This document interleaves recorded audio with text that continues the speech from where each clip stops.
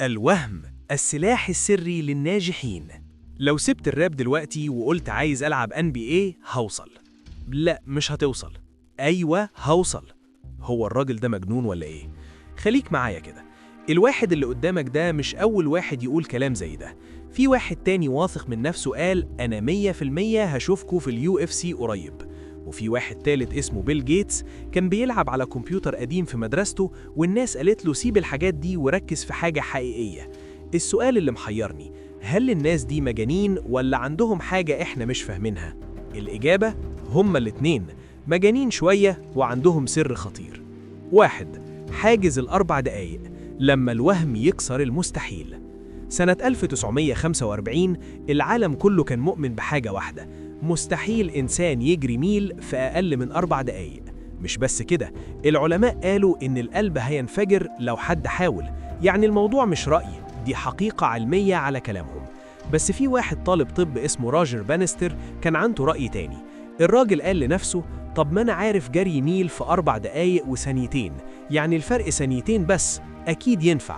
وفعلا في 6 مايو 1954 كسر الحاجز. والمفاجأة الحقيقية، خلال شهرين بس 22 شخص عملوا نفس الإنجاز. انتظر، يعني 9 سنين محدش قدر، بس لما واحد عملها الكل فجأة بقى قادر.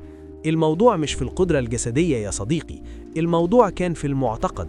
الناس كانت محتاجة حد موهوم كفاية إنه يثبت إن ده ممكن. بيل جيتس، الحظ زائد الجنون يساوي إمبراطورية.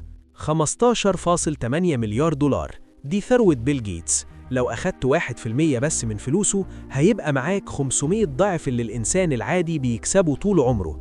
طب إزاي واحد مش وارث حاجة بالمناسبة يكسب فلوس أكتر من 60 دولة مجتمعين؟ القصة، عنده 12 سنة أهله بعتوه مدرسة خاصة اسمها ليك سايد. المدرسة جابت حاجة نادرة جدا في الوقت ده، كمبيوتر. بيل وصاحبه بول ألين بدأوا يلعبوا عليه، والناس قالت لهم سيبوا الهبل ده وركزوا في حاجة حقيقية. بيل سمع الكلام، راح دخل كلية حقوق عشان يبقى محامي محترم، بس في وقت فراغه كان بيقرأ عن الكمبيوترات زي المهووس.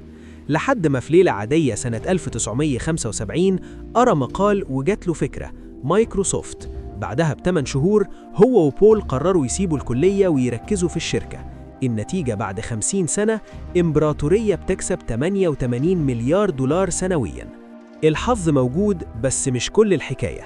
طبعاً بيل كان محظوظ، اتولد في عيلة فلوسها كويسة، المدرسة بتاعته كان فيها كمبيوتر، واحد من الوحيدين في العالم.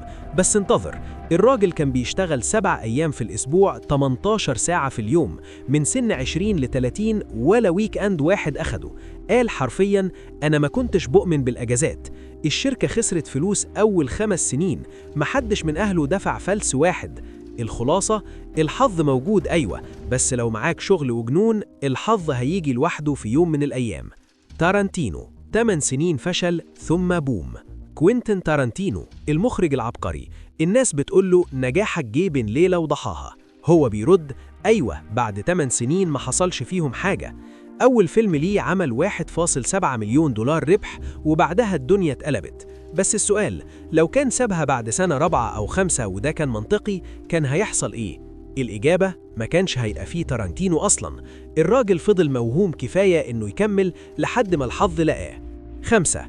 الوهم ديلوجن، السلاح السري للناجحين.